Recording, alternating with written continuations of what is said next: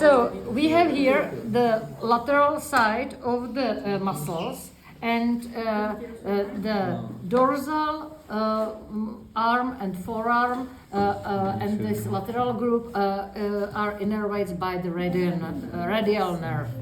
Usually we can radial nerve find when we open the space between the long head and the lateral one, and in the canal you can see the radial nerve.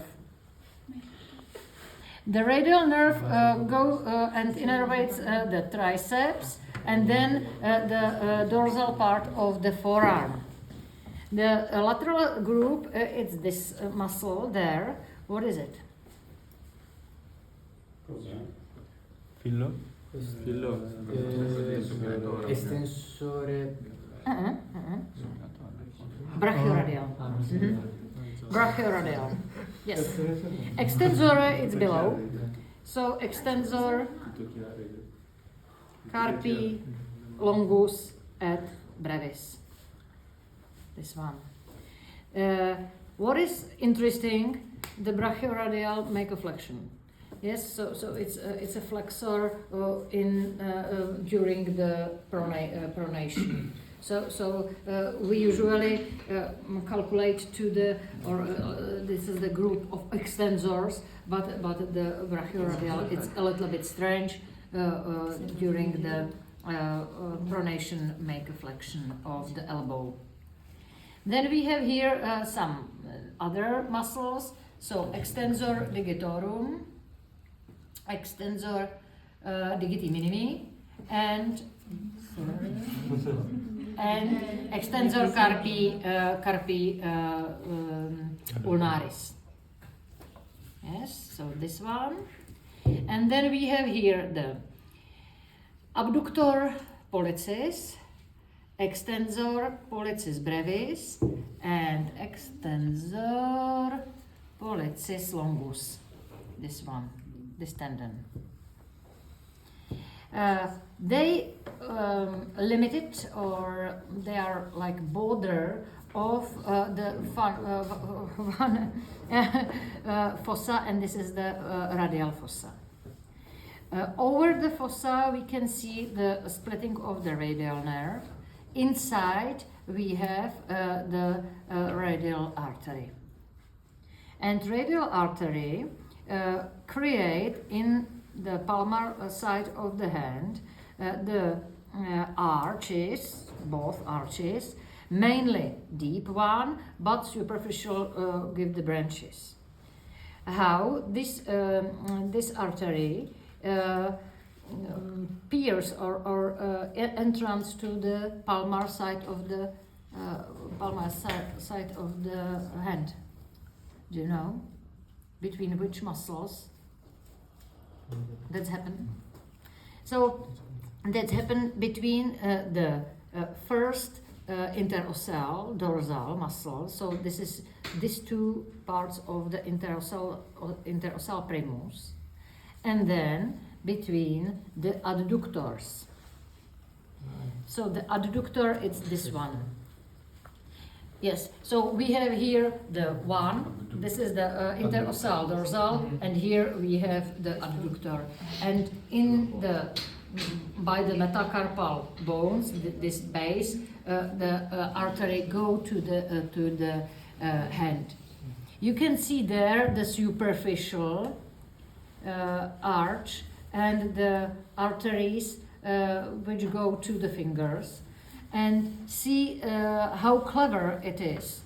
So we have here the metacarpal artery, which split to two parts, but these two parts it's not go on one finger, but lateral side of one, medial of other. So we have this blood supply. So when you destroy on one side the artery, the second can be good and make the anastomosis.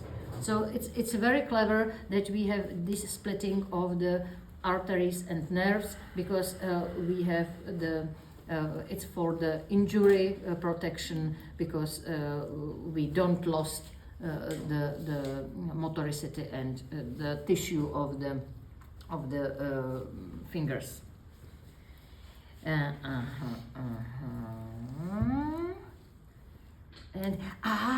supinator.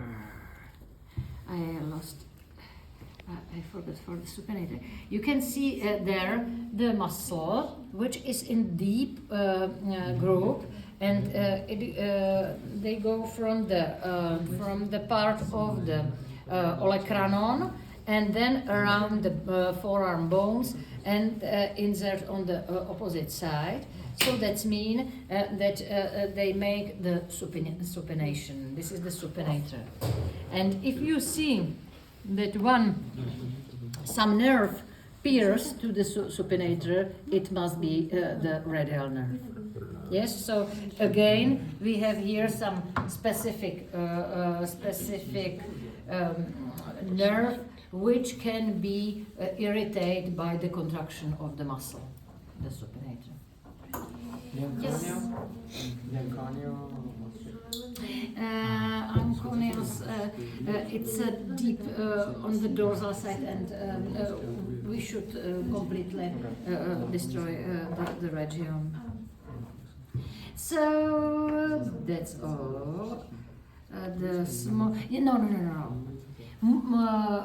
muscles around the thumb. So you know that from the superficial to the deep part, we have 4 muscles which can make the all type of the movements. So the first and superficial, that's the abductor pollicis. Yes, so the first. Then we make rotation. So that's mean we make the flexion in the the opposition of the thumb. Then we make the flexion and back like an adduction. And by this way, we can find the muscles. So once again, we have the abductor, then opponents, then flexor. It has 2 parts, and adductor, 2 parts. And between the superficial and between the deep head of the flexor of the thumb, the pollicis, we can find the tendon of the long flexor of the hallux, pollicis. It's the same like in these fingers, superficial and the deep flexor. So the short flexor make the V shape and the long between. This is one function. And why it's important to know it? From this tendon up, it's innervate the muscles by the median nerve, and all parts of the small muscles in the hands to this line. It's innervated by the ulnar. Yes. So when you imagine, it's like in the mirror between the antebrachium and the hand. Here it's a lot of medianus and 1.5 muscles by the ulnaris. Here is the ulnar a lot and 2.5 muscle for the medianus. Yes, so it's a symmetrically, but in the opposite. Mm-hmm. Is this small one? What else?